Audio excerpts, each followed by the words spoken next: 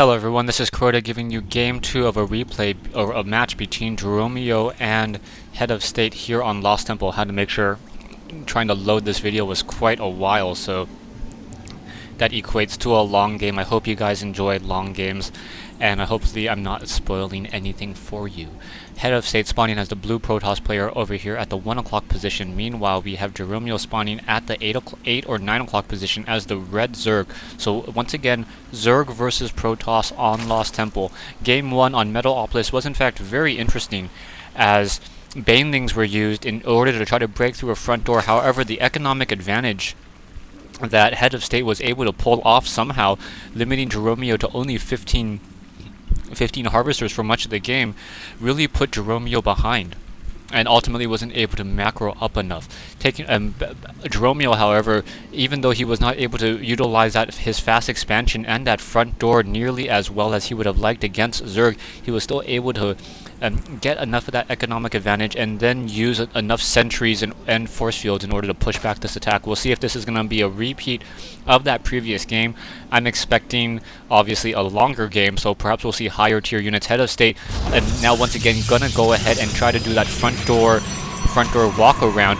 Probe and drone once again exchanging blows. The probe will in fact be able to recharge those shields much more quickly than that drone will, and that drone getting an additional gateway down, so double gateway. So HeadofState getting that double gateway gonna force Jeromeoh to get that earlier spawning pool as opposed to that economic advantage, and that is a really devastating blow to the Zerg player. The Zerg player cannot be out expanded, but by putting down these gateways and it will essentially ensure that HeadofState is able to get that expansion very early. Spawning pool now coming in, and we'll see how that's really going to be used. Extractor already up and running. More drones need to be produced, and perhaps Jeromeoh in that first game wanted to really punish HeadofState for expanding too quickly and try to break through that front door, and was really just unsuccessful in breaking through that double gateway forge front door. HeadofState now producing zealots, training them up, also training up a secondary gateway, a secondary zealot as well, both of them with that chrono boost.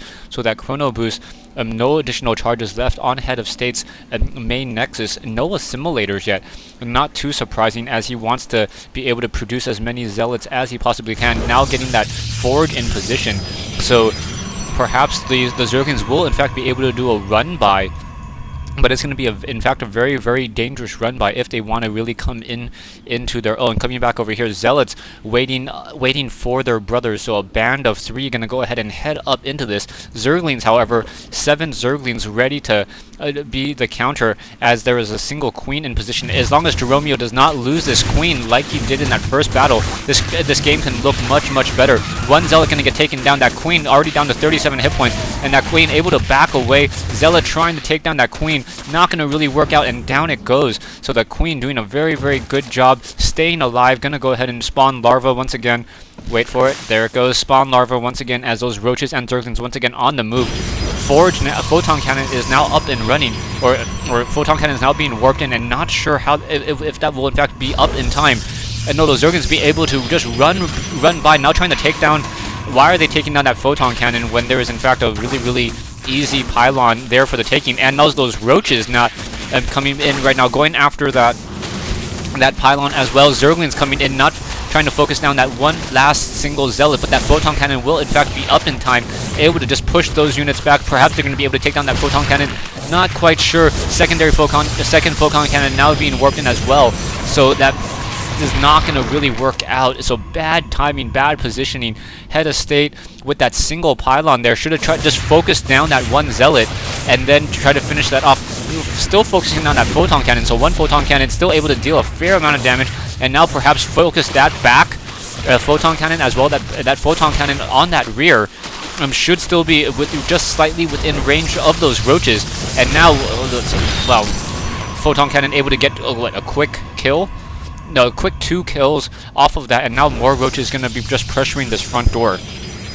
Jeromeoh really wanting to make his opponent Head of State pay for that fast expansion, but really has not been able to do very much. Taking a look at the Forge, Forge does not have any upgrades. We do in fact have the Assimilator up and running. Income, we have 18 Harvesters for Jeromeoh against the 21 Harvesters of Head of State. Cybernetics Core finally being placed down. Gonna go ahead and move on to Tier 2, so a lot of Tier 1 action. But now with those 4 cannons on that front door, 3 Zealots as well, Head of State is going to be looking fairly comfortably in or behind the space. What Jeromeoh really needs to do at this stage in the game is just expand.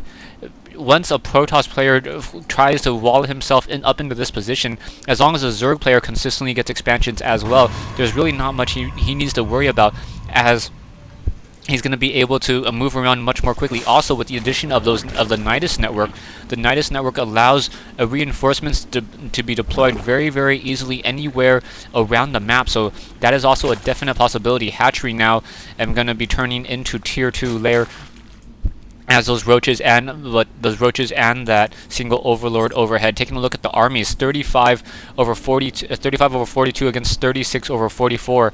However, there are only 3 zealots. Okay, I don't understand that. Why do photon cannons not count towards the army size while bunkers do?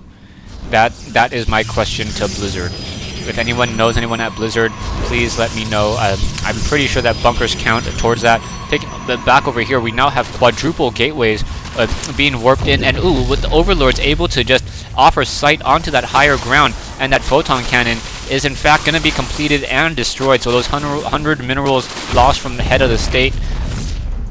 Observer now being produced as well, so Observer gonna be trained up, and we'll see how that's gonna be used. Warp gate ability nearing completion, so we're gonna be running off of 5 gateways, off of 16 mineral patches, and he should be able to mass up a very, very strong army indeed. Pylons being placed sporadically across his base in order to make sure that there are no Nidus worms within that base, as that's a very, very dangerous proposition. Spine crawlers now being moved to that front entrance. As do we have 2 queens? Yeah, we have 2 queens currently up and operational, and we're also at Tier 2. So we'll see once again how that really works. I do not see any production buildings. We do in fact have a spire, so that spire has in fact been completed. So gonna be able to produce 5 Mutalisks in just a moment. Is he spamming up those Mutalisks now? Yeah, spamming up to 5 Mutalisks right now as those roaches once again on the move. Perhaps gonna try to take down those destructible rocks, or take another expansion of his opponent, and perhaps even trying to get an additional hatchery as well would probably be a safe move. Jeromeoh should probably use this creep tumor, try to spawn it over here, ensuring that those roaches once again move very, very quickly and are able to be deployed. Protoss ground weapons level 1 being upgraded, so Zerglings will melt like butter under the side blades of a zealot if in fact Jeromeoh does try to start producing some of those Zerglings. 5 Mutalisks in the air, and those Mutalisks will in fact be able to do a fair amount of harassment. So Mutalisk going to be coming around that backside and now start focusing down that probe. 1 probe already taken down, 2 probes down, as those Mutalisks able to just push back and forth. Mutalisks now trying to or flying away, gonna head over towards the Heads of State main mineral line, and probes just getting destroyed here. So the Harvester count already suffering some serious defeats right there. A single sentry now getting taken down as 4 Mutalisks once again trying to pull back away. 4 Mutalisks against 4 Stalkers is not going to be a very, very fair fight. And those Mutalisks once again trying to pull back away. There is in fact 1 single photon cannon over here, so those Mutalisks are going to get shot just a little bit. There it goes, and taking down, losing another Mutalisk. So wow, a little bit of a devastating blow there. Coming back, we have that Mutalisk in the air. Do we have more Mutalisks joining them? Yes, 6 more Mutalisks joining. So Jeromeoh investing a lot into this Mutalisk harassment. We'll see how this really works.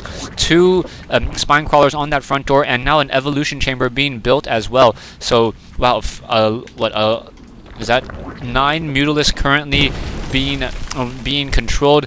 Roaches now getting some additional upgrades as well. Is that the burrow mile moving? And yeah, it is the movement speed upgrade. So Mutalisks once again just on the move. Those Mutalisks taking a look at the queens. This is one thing that I noticed about queens. It is very, very difficult to constantly remember to always spawn larvae. So the queens generally have a fair amount of energy. The queens also have an ability called transfusion.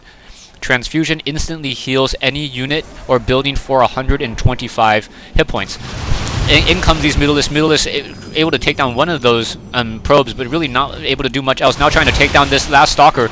A Sentry now coming in as well, so those units once again pulling back away. But as I was saying, those Sentries are in fact...